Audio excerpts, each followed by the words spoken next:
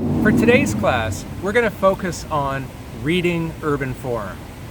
That is, how do we analyze a city and read it? Just like we might read music, which has all sorts of marks and codes and symbols that, unless you've learned how to read music, just look like scribbles, or reading a foreign language, which at first glance isn't familiar to us. It just looks like marks on a page, or even just like chicken scratch, depending on the language. Urban form can be like that. It's something that isn't obvious at first glance. Of course, we exist and move through cities and walk on sidewalks and cross streets and drive on roads and go into buildings. But how they interrelate, how the streets are laid out, where the public spaces, there's a rationale to all of that. So join me as today we explore how Savannah has been put together, and the lessons we can take from Savannah can apply to any city. Here we are in the middle of Johnson Square in Derby Ward, in one of the original 6 wards laid out by Oglethorpe. Savannah's urban plan is based on this idea of an urban neighborhood called a ward. And a ward is basically 700 feet by 700 feet, not a huge area, roughly the area that a single constable or a warden could walk in the course of a day, or patrol in the course of a day. So to give you an idea of how big a ward is, and given that normally we would be out here in person, so I'll have to improvise this, and hopefully this video will capture the sense of scale. But from that intersection right there is Broughton and Bull, and if we pan over, we can just make out in the distance down here the back of a building. That's the west edge of the ward. And if we look around here, we can very clearly see City Hall at Bay Street. That's the north end of the ward. And if we look to the east, we might see some traffic going by, but basically just about where that lamppost is the east end of the ward. So that gives a sense of the scale. Not huge, basically 2 city blocks wide and 4 very small city blocks north to south. In fact, one of the things that defines Savannah's urban grid is that its blocks are really, really small, a very tight urban fabric. At the center of each ward is a square, and Johnson Square, which you've been seeing as I've panned around, is it, and along with Chippewa Square, the largest 2 squares. Of the original 6 wards, each with a square, Johnson Square was the biggest. And we don't know why Oglethorpe made Johnson Square bigger, considering he emphasized equality. The squares are defined by these urban paths that go through the square. So we'll walk along this east-west path that lines up with the sidewalks of the central street, in this case St. Julian Street, which you can see just off in the distance there. And if we turn, we can see that the north-south sidewalks that cut through the square align with the sidewalks on Bull Street. So the whole goal is that the squares are knit into the urban plan of the city, that the grid of the city, the streets that align with the middle of the square, actually continue as pedestrian corridors while the cars have to go around. Now, as we look into the distance to the south, we can see, and we'll try zooming in a little here, we can see we're in Johnson Square once again, and in the distance we can make out the next square with the Gordon Monument in Wright Square. Along the north and south sides of the square are the big blocks, the biggest blocks in the Savannah plan, known as Tything blocks, each comprising 10 tithing lots, which were originally meant for residential use. So here we are aligned more or less with Bull Street that runs north-south through the middle of the ward, and with the west tithing lot, and I'm now panning to see the east tithing block. And here, bank buildings have taken over where houses used to stand. And one of the characteristics of what happened in Savannah over time is that the tithing lot, the tall building you see in frame, is exactly 60 feet wide and 90 feet deep. So that is the size of one Tything lot, the footprint of that tall building. At 15 stories, the neighboring building, which takes up a lot and a half and is about 90 feet wide, is 12 stories. And you can see that as we pan down, the buildings get shorter and shorter as we move towards the far end of the block. And this illustrates a pattern we'll see all over downtown Savannah, where the economics of the plan, being closer to the middle of the ward, is more desirable than being at the opposite end of the street, closer to the service street on the outer edge of the ward. Moving a little closer to the east, we can see those same buildings. As we look farther east towards the end of the Tything block, we can see that there's a 3-story house and a 1-story antique shop. Across the square on the southeast Tything block is a former hotel building that fills the western half of the Tything. So from here over to here where Bull Street is, we can see this roughly 12-story building, 14-story building occupying the west half of the Tything. But the east half, as you can see, is just a parking lot. And it's empty space over there. So once again, the part closer to the middle of the ward having more value as we move farther away. And all of this is kind of ironic, since Oglethorpe intended the Savannah plan to be all equal. Along the north and south sides of the squares are narrow streets, originally 37.5 feet wide, that cross the width of the ward and connected into the next ward. So here we can see, looking west into the City Market area along Congress. Here is Johnson Square in the middle of the ward, and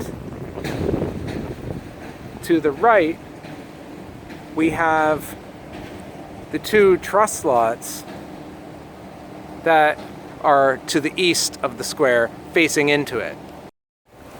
One of the unique aspects of Savannah is how the urban plan has a sense of clear hierarchy and orientation. And so the trust lot building behind me, Christ Church, which has the front facing Johnson Square, has the second very small portico on the north side facing St. Julian Street. Now, it could have put the side portico on the south side, which is Congress Street, but that's the narrow street, which is almost what we might call a kind of back door. So the true back door is on Drayton, which we'll see in a moment. The principal front is on the square, whereas the trust lots face the square. Here we see the 2 trust lots that were in between, facing Johnson Square, with the portico of the church being quite visible there on the left. But the church has a secondary entrance that we've just discussed that you can see over there on the lower left, and that acknowledges, as it were, the secondary importance of this street. The square is most important, but this street's secondary. So from between the trust lots, if we pan, in this case to the left, here we are at the outer edge of the ward. This is Drayton Street, which runs between the wards. So all the buildings to the left are in the next ward over, which is Reynolds Ward. And to the east here, or rather to the right, to the west of Drayton, is Derby Ward. So we're looking at the back of a truss lot, and one of the distinctive things about the plan also is how wide the streets are. And fortunately how empty they are as a result of the coronavirus. People just aren't out. So the streets are unusually empty today. So Drayton Street here is what we'd call a service street. And once again, we measure the street width from building to building. And in this case, it's 45 feet wide. Whereas St. Julian Street that we were just looking at was 75 feet. The service streets running north-south, like Whitaker, Drayton, Jefferson, Price, are all 45. Another characteristic of these service streets is that they essentially have no trees on them. So if we come out to the middle of Drayton, we can see that the street is very utilitarian. No trees. Whereas if we look back at St. Julian here, and on many of the grander streets, the civic streets, they do have trees. Standing on the back half of the truss lot in the next ward over, Reynolds Ward, and for the keen eyes among you, you can see the pink house there in the distance, facing Reynolds Square. But behind the pink house is this multi-story early 20th century commercial building called the Realty Building, and one of the historic high-rises in downtown Savannah. Now, the curious thing about this building is that it faces Drayton Street, so it contradicts all the lessons I've just mentioned. So why would it front a service street as opposed to one of the grander civic streets? In fact, on this site historically was a Bank of the United States built about 200 years ago by the architect William J. And in fact, it fronted St. Julian Street, where you see the blue tarpaulins. But in the early 20th century, the Realty Building faced to the west towards Johnson Square. And I think a way to understand this is to think of it like a cocktail party. And imagine all the buildings that are over here, all the banks that are around Johnson Square, and you can see the tall building up there, the shorter bank in the foreground on the truss lot. Being on Johnson Square was the prime place to be for a bank or for a business building in Savannah. This was a central business district. And if you couldn't acquire a site on that, in that ward, on one of the lots directly facing Johnson Square, well, being behind the buildings but still facing in that general direction, sort of like in a cocktail party where you have a group of people forming an inner circle, and then you have wannabes who are behind them trying to listen in but are behind that initial inner ring of people. And this building is rather like that. It's just outside the inner ring of buildings around Johnson Square, but it's facing in that general direction. So in this case, its orientation, where its front door exists, gives us a clue. So we're reading the urban form here, we're reading the architecture, and it gives us a clue as to why the building is oriented this way. And we have to decipher it like a detective. Here we are on the South Truss lot, directly across St. Julian Street from the Realty Building we were just looking at. And we're in the backyard of the old Sturgis house that we'll be seeing from the front in a few minutes. But we're in the backyard that used to, which is now a parking lot. It's existed, as a long time. It's gone through multiple changes. And in fact, on the wall behind me, we can see evidence of those changes. So for example, we can see a joint where the tall building behind here expanded. There's a wall at about 15 feet up that marks the height of a building that used to be on that side. And below that, we can see a wall, a former garden wall with breaks in the gate. And then as we look farther along, we can see half of an arch and then a door, and then another change in the brick. So what we're looking at here are different layers of buildings and walls that existed through time. Sort of like, imagine taking pieces of paper and ripping them up and shuffling them. These are fragments of former buildings. And in fact, if we look over at the end of the wall is the most obvious vestige that remains. And that is of the profile of a carriage house. But what's interesting is we have not only profile of the carriage house, but we also have the stepped profile of a building that used to be on the other side. And a sliver of that original building, which was extended out this way. So we have a sliver, one brick thick, of a building that used to be on that side, and a sliver of a building, one brick thick, more triangular in shape, that was the carriage house that filled this lot right here that belonged to the Sturgis house behind me. Essentially what we have are layers of history. And an analogy that we use in art and architectural history is to call this a palimpsest. It is like an old medieval manuscript. And the manuscript in the Middle Ages was made out of a vellum or a skin. And like our skin, that comes off in layers. The epidermal layers can be peeled off. And in the Middle Ages, to reuse parchment or skin, they'd scrape off a layer with all the ink on it and reuse it for a new manuscript. But there would always be a residue of ink that had saturated down into lower layers of the parchment and would be like a ghost effect when they put new markings, new manuscript on the parchment. And so this, in effect, is a kind of urban palimpsest, something we can read and try to decipher. Here we are in front of the Sturgis House, which is a roughly 200-year-old federal-style house that stands on the southwest truss lot. So we're on one of those public building lots that eventually got changed into a private use by a wealthy landowner in the early 19th century. This house gives us some clues as to its significance, that this owner was self-conscious in terms of trying to communicate his social standing. So for example, being on a truss lot and how the house is pushed back. So this is the property line right here, the edges of the property. So a fence comes out and defines the edge of the property. And by pushing the house back, because the property goes back 180 feet on a truss lot, as opposed to the regular 90 on a tithing lot, the owner had the luxury of being able to give up about 10 feet for a front little garden. Another clue of the standing, the social standing, if we come a little closer, we can see that the house is made out of hard-pressed red brick.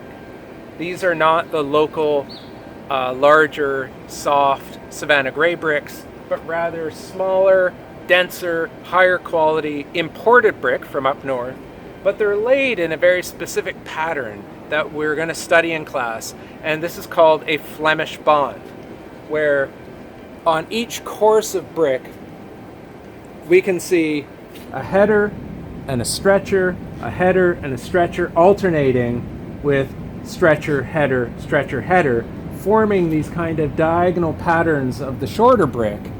And this kind of way to build a wall is actually more expensive and more labor intensive than building a regular wall. And think about the dynamics of laying bricks.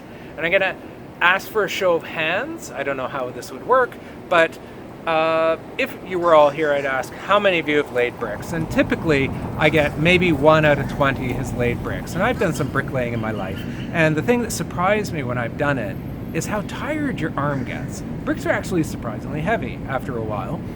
But when you're laying a brick, you pick it up. If you're right-handed, your trowel's in your right hand, you scoop up some mortar, and you pick up the brick, and you lay it onto the wall. You put the mortar and lay it onto the wall, then you grab another brick and lay it down. And if you lay them all in the same direction, what's called a running bond, your wrist really doesn't have to move much. But if you want to do it like this, you have to rotate your wrist in an awkward. So one brick goes like this, one like this, one like this. And that movement of the dynamics of how your hand goes in relation to the bricks slows you down. It takes greater care.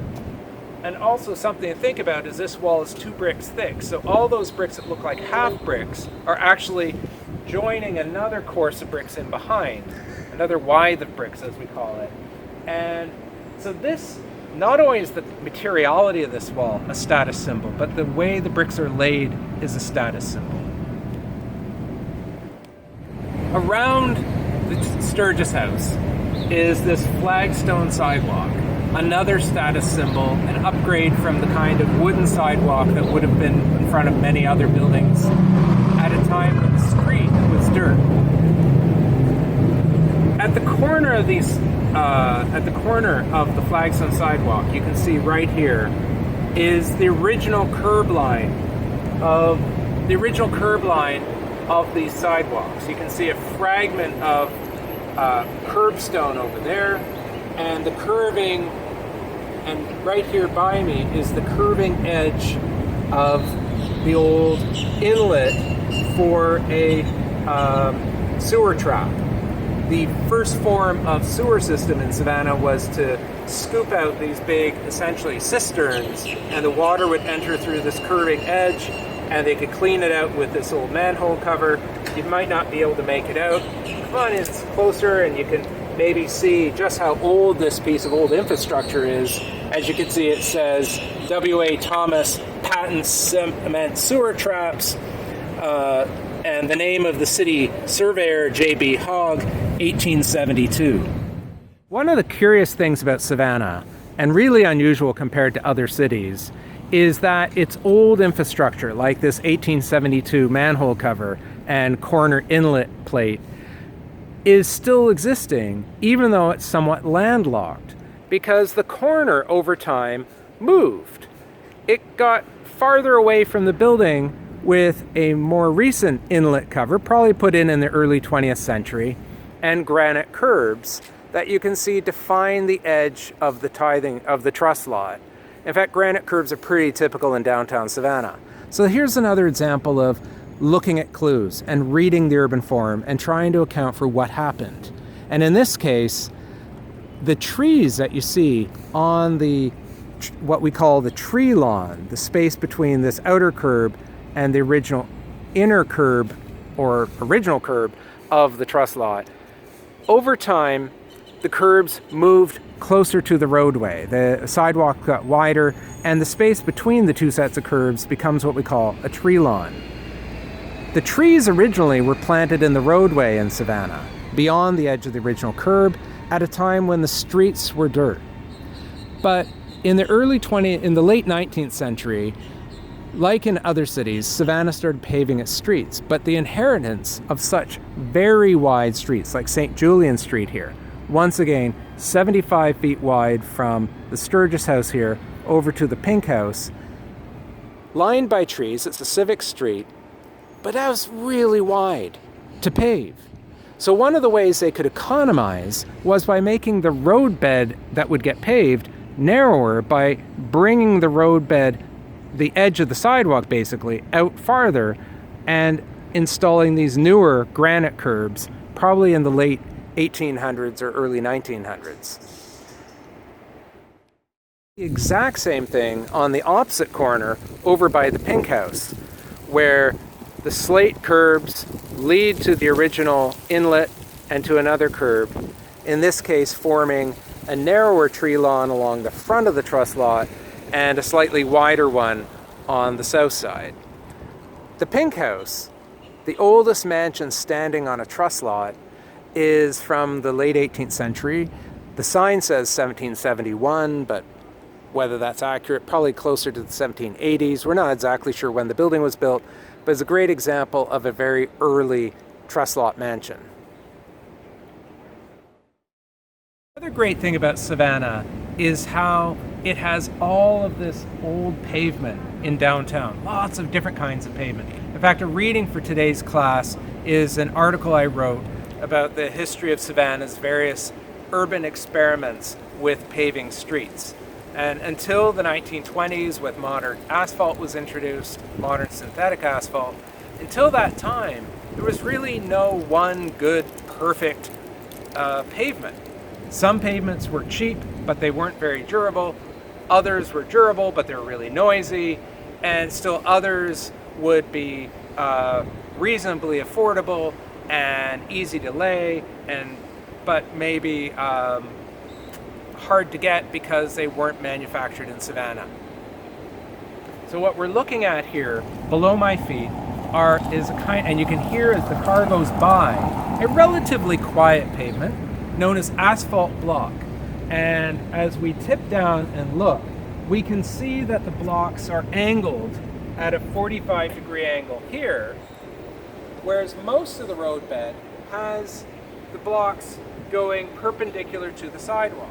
So the question is, why are the blocks over here angled at 45 degrees? And then as we look at the crosswalk, they're once again perpendicular. So they're running basically north-south here. They're on a diagonal here. And in fact, they form another opposite diagonal there. And then they run east-west at this side. So what is with the triangles? These are characteristic in intersections with these old blocks. And the answer is, it has to do with the passage of cars, the wheels of traffic. And the idea is when wheels are going over, you want those wheels to span as many blocks as possible as they're curving. And as they straighten out, the blocks keep perpendicular to the direction of the flow of traffic. As Abercorn Street, the main north-south street that bisects Reynolds Ward, and we can see Reynolds Square and Lucas Theatre in the background there, and we pan to see Congress Street coming into the area of the square, and we can see the parking garage ahead of us is on Congress Street. At our feet is another of these triangles. So here we can see a triangle, and the car passing will go straight across the triangle because it can go straight one way down Congress Street here. And it sort of begs the question, why do we have these blocks angled at 45-degree angles this way? The ones over here going the opposite direction makes sense because cars coming around the square can pass here, go around the corner of the square, cross these blocks at 45-degree angle, and carry on over that way, down Congress Street. But as we see here, this Congress Street's a one-way street. So a car would not come this way because that would go against the flow of the traffic on or going around Reynolds Square, and someone coming from Abercorn Street would not turn that way because that would go against the flow of Congress. So what this triangle tells us, and here let's see the triangle centered on, what this triangle tells us is that the traffic originally went two ways. That someone could go around the square in either direction, and one could turn right from Abercorn and go to the right on Congress. So the one-way streets were the pavement predates the installation of the one-way streets going around the squares. In other words, this triangle here, half of which is no longer needed from an engineering point of view, is a vestige of two-way traffic. Another vestige on Reynolds Square is this concrete corner piece. And there's one on each of the four corners of the square. And it's a vestige of a time when there was pressure, a battle between people who wanted to protect the squares in their entirety and others who wanted to drive roads through the middles of the squares. And in the 1950s, after the streetcar tracks were taken out of the square, the pressure to put roads through the squares led some preservationists, and a local landscape architect came up with this idea of trimming the corners and basically patching them with this concrete. So you can see that if you follow the line of the original edge here, this is the original corner of the square where the asphalt blocks come in, and they cut it back and patched it probably about 70 years ago with this concrete. So the concrete itself is now historic, and it's a legacy. And if you look carefully, you can even see the car tracks from where traffic cuts around the squares at a faster speed. It still calms the traffic, but just not as much as it once originally did. And the fact that these survived, they didn't rip all this out and repave it, is another sign of how Savannah is like a palimpsest, not only with buildings, but even in terms of how the streets are laid out and paved. Beyond the asphalt blocks that surround Reynolds Square, over here by the Pink House on East State Street, we can see an even older pavement, vestige of a time when this area had factories and heavier wagons and trucks. And these are these granite Belgian blocks, which otherwise survived down on River Street, but we can see them poking out from underneath the asphalt. So the fact that there are Belgian blocks on State Street suggests that there were other kind of functions in the area beyond the kind of commercial and restaurant, like the Pink House here, that there were functions in this area that were much more industrial. And in fact, if we pan around and look back across the street, we can see a building down the way there, the old Leroy Meyer's cigar factory, the only factory building that survives in this area, but was not alone historically. And here we are looking at Reynolds Square. And one of the things about the Savannah squares is that even though there are 24 of them originally 6, they grew to 24, 22 survive, they're all different in terms of their architectural and even landscape character. So Reynolds is surrounded by mostly business buildings, as well as a major anchor building here at the corner of Abercorn and Congress Street is the Lucas Theatre. And the Lucas illustrates how it faces Abercorn, once again privileging that central axis that runs through the middle of Reynolds Square, and looking in the distance we can see Oglethorpe Square. So from the square, on the south and north sides of the square, as I've mentioned before, are the Tything blocks. And the Lucas fills the better part of the north half of this Tything block, the southeast Tything block, the northern half of which is on the left and the southern half is on the right. And running between the two of them is the lane.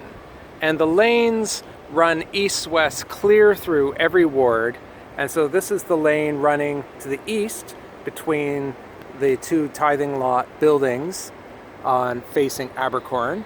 And if we spin around on the other side of Abercorn, we can see the lane going through the middle of the Tythings. And here these are 22.5 feet wide, exactly half the width of Drayton and Whitaker, their companion service streets. And you can see it's very different in character from the Civic streets like Abercorn, which are lined with trees where the buildings front. The lanes are the service corridors, the back doors, where we have all the utilities, from the sewer lines to the electricity, garbage collection, deliveries, gas, and so on.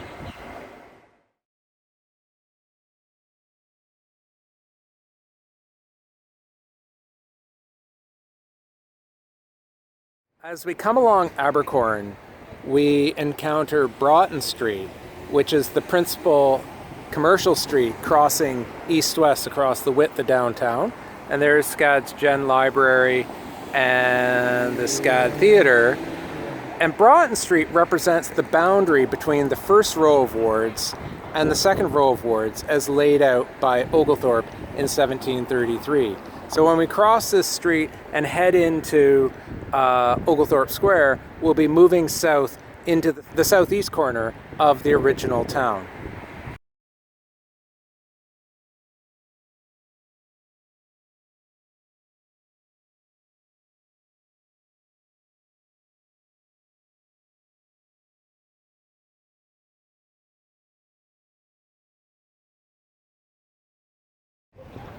So here we are in Oglethorpe Square, which is in the middle of Anson Ward, which is in the southeast corner of the original 6-ward town that was laid out in 1733 to 1734 by Oglethorpe.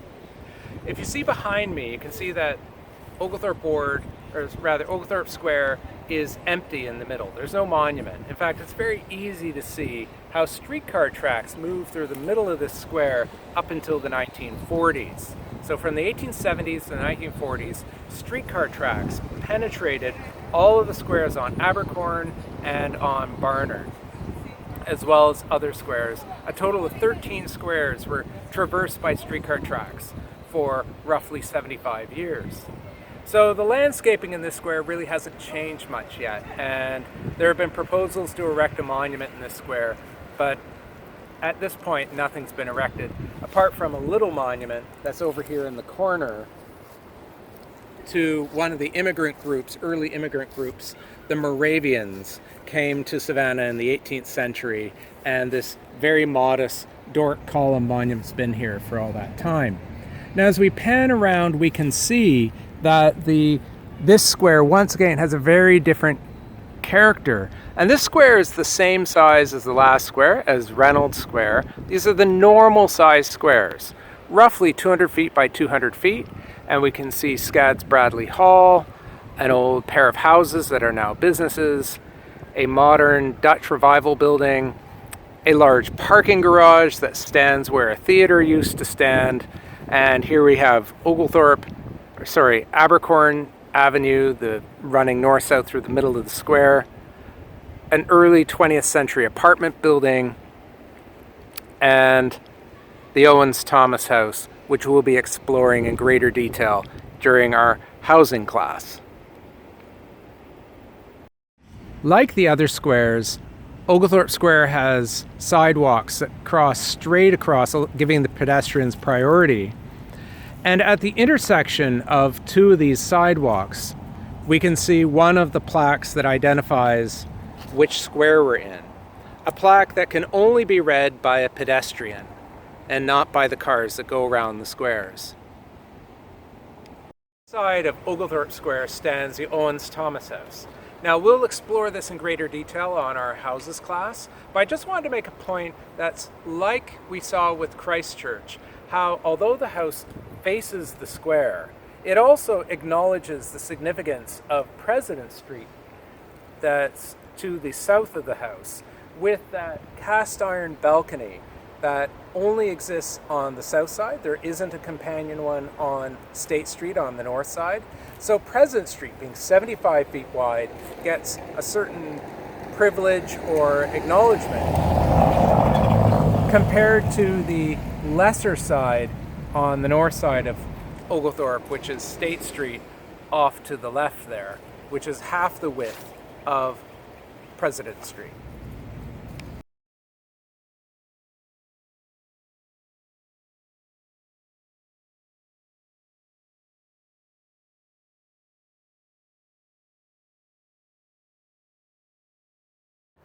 So here we are in the middle of Lincoln Street, the street that defines the eastern edge of Anson Ward.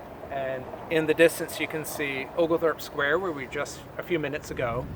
And behind, over my left shoulder, is the carriage house at the back of the Owens Thomas House. So this is the back of the trust lot backing on to Lincoln Street. But Lincoln Street isn't simply a service street, but it represents the eastern edge of the original town. Everything east of here is an expansion from the 1790s, from the late 18th century. And if we pan to our left, we can see down at the end of Lincoln Street, where we'll visit in a few minutes, the Colonial Cemetery, which was out in the city common. And that literally represents, that stop sign over there is the very corner of the original town. So everything to the left that you can see coming up ahead of us is in fact from the 1790s expansion of the town. Eastward into Columbia Square and Columbia Ward, and in front of us here is the back end of another trust lot. We can see more of these urban clues of how the street curbs, the edges of the street, migrated over time. So you can see these two slate curbs, that one there and this one here, representing the original edges of the street. And in fact, this sidewalk in front of us is a good example of an historic brick sidewalk with all of its irregularities. And to the right is the tree lawn. And something that's rather intriguing about the situation in Savannah, it's a byproduct of its very wide streets, is that the wall here represents the edge of the property, which means every staircase in downtown Savannah, that almost every staircase is built out in the public realm on the sidewalk. So these staircases here technically stand on public property, but they have throughout history received what's called an encroachment agreement. And that agreement allows them to occupy public space, but they retain their private status. As we follow President Street east into Columbia Ward, we approach Columbia Square with the Davenport House there in the distance and the Kehoe House standing majestically on the northwest truss lot. A grand late 19th century mansion, like so many truss lot mansions, commanding its presence on the square. The Davenport we're actually going to visit and study in detail in a later class focused on houses, but today we're reading urban form. And one of the things to take into account here is if we look at Columbia Square, we can see it is distinctively smaller than the other squares we've seen. We started at Johnson Square, which is triple the size of this square. So what accounts for this? Well, as the city expanded east and west of the original town, there wasn't enough room in the common for full-size wards. So the Tythings are actually 80% of their regular size. They're 4 lots rather than 5. So the Tythings that you can see in the distance over there and to the right of that blue house and to the right, those Tythings are 4 lots wide. And yet the street in the middle, the distance between the blue house and the green house here, which is Habersham Street, running down through the middle of this ward, is still 75 feet, as is President Street running east-west that we've just been walking along. President Street is also 75 feet wide. So they were able to economize by keeping the streets all the same widths, but by making the Tything blocks and the squares distinctively smaller.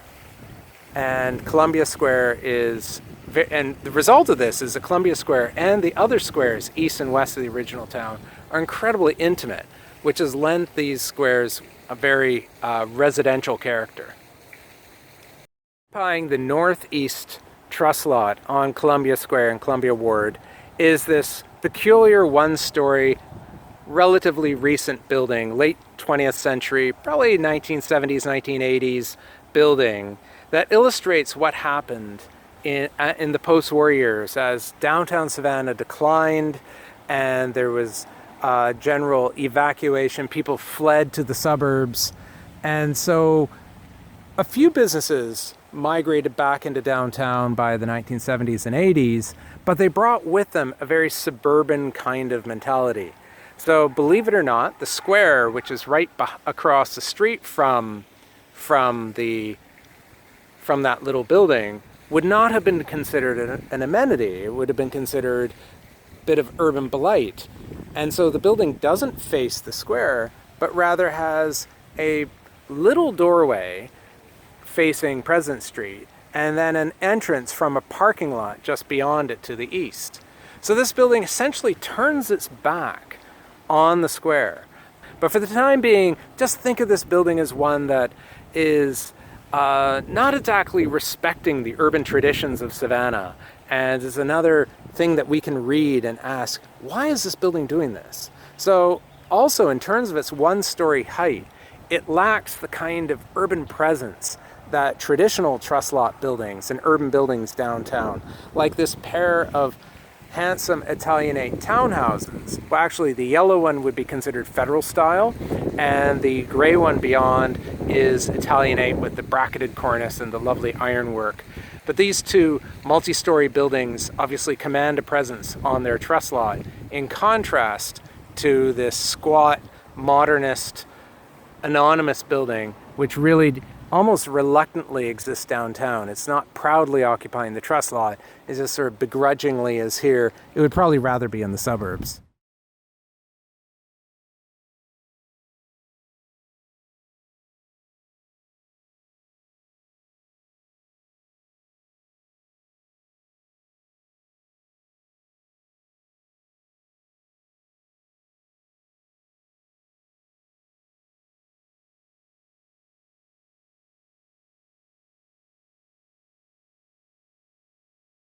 So here we are in Green Square, which is another one of those smaller expansion wards from the 1790s. And once again, the character of this square is very different of the buildings around this because of its smaller size, much more intimate kind of quality. And if we look over to my left, we can see, you can see the, in fact, in the distance, we can see a pair of late 18th, probably more likely early 19th century houses, very small. We'll take a closer look at those in a few minutes. And as we pan to the right at the truss lot, these wooden houses, a characteristic of this area is a lot of wooden houses. And on the other truss lot, we have Second African Baptist, reminding us that this area over in the east part of the downtown Savannah area historically had a lot of African Americans as well as a lot of Irish.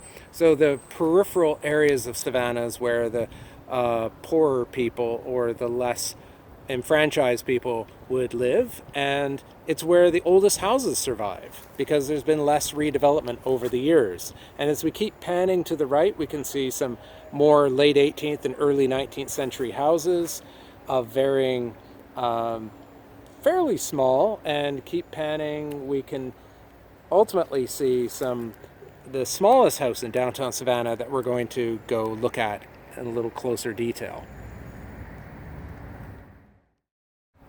The smallest house in downtown Savannah is this little guy on East State Street, once again near Green Square. Now, the house is not from the 18th century. It's actually from about 1845 and was moved to this location from somewhere else in this area. But it, better than any other house in downtown Savannah, evokes the character and scale, the intimate scale, small size, externalized chimney, and essentially the tiny size of the original cottages built under Oglethorpe in the 1730s in Savannah. In that print we saw at the beginning of the quarter, there were all these little houses, and this approximates the scale of those little buildings. Incredibly intimate and charming and adorable. In fact, the red color on the building is an evocation of what is believed to be the original color of the houses in Savannah in the 1730s. Seen from the southwest corner, Green Square, you can see, is quite small. Like Columbia Square, it's about 1/3 the size of Johnson Square and half the size of the regular squares. And we were just looking at the little red house over there on the far corner, and now we're looking at the oldest houses. Some of the oldest houses in downtown Savannah actually exist on this square. We have a pair of them right here that, although the signage on the house says 1799, the little plaques, that's probably optimistic since that's the year the ward was laid out, but it's possible. And we can see these two houses illustrate a lot of characteristics of the earliest houses with their intimate scale, kind of vernacular character. They are, and we'll analyze this more in detail, but we can see they're off-center, small windows, steep roofs covered in metal. And as we look down the street, we can see a whole ensemble of varied buildings. And anywhere that you have a building with a steeper slope like these ones have, that's a clue that that's an older building.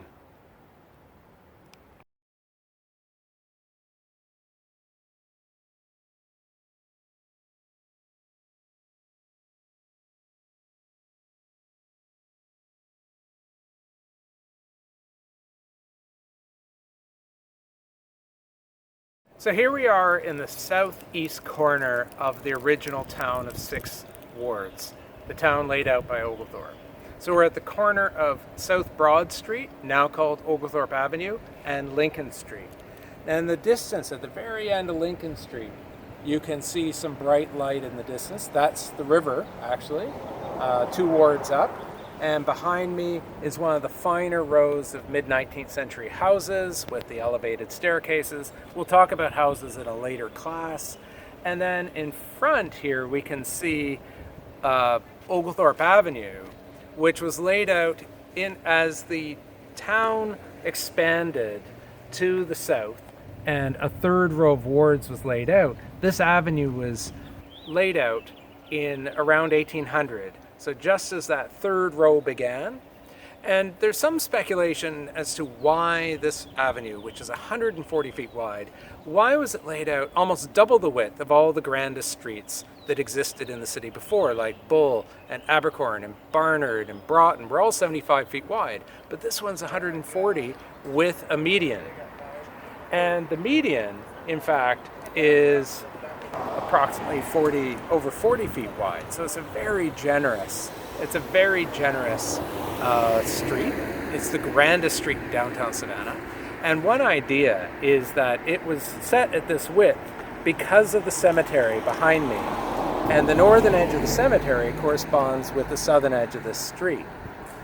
So one theory is that the street basically was expanded as wide as the cemetery. The cemetery, which we'll look at in just a moment, was established out in the city commons. So imagine the area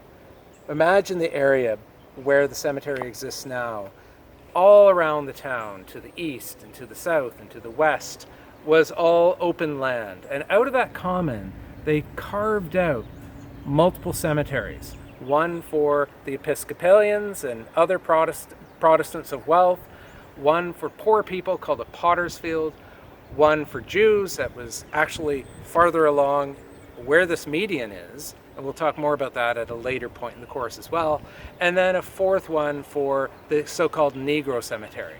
All of these cemeteries were outside of the original town, and the only one that survives is the Colonial Cemetery. One of the entrances to the old Colonial Cemetery actually aligns with Lincoln Street, which is actually interrupted by the Colonial Cemetery that fills essentially the equivalent of a ward, but it doesn't align with a ward. Rather, it straddles parts of what are now 2 wards. And there's the fact that it doesn't occupy a logical space within the urban plan of Savannah is a clue that Oglethorpe never intended for the city to wrap around the cemetery or even embrace the cemetery. The cemetery is outside the original town. And so that gate there and the alignment with Lincoln is the kind of urban discontinuity that we're going to see here and there in downtown, where there are edges. And edge conditions like this often provide insight into something happened in the urban evolution of a place.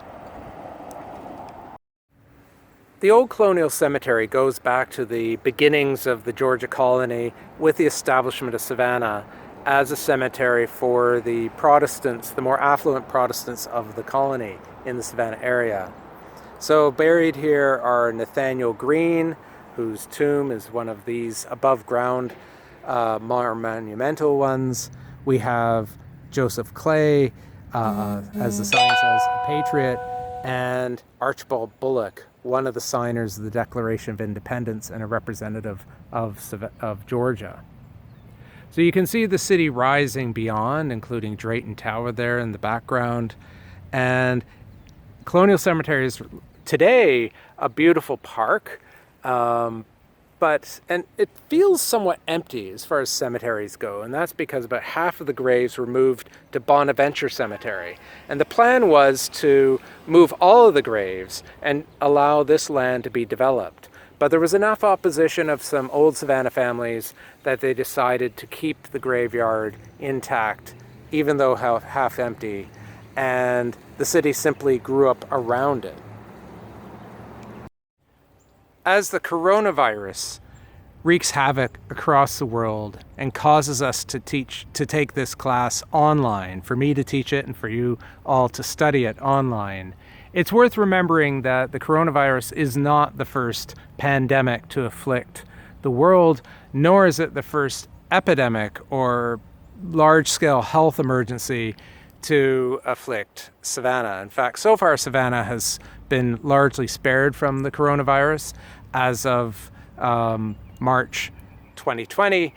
But in fact, 200 years ago to this year, in 1820, it's worth remembering that Savannah suffered its worst ever epidemic when nearly 700 Savannians, as you can see in this plaque, died in 1 year, and including 2 doctors. So it's interesting to think that we're experiencing the bicentennial of one epidemic with the coronavirus, which is having such a big impact on all of our lives at this time.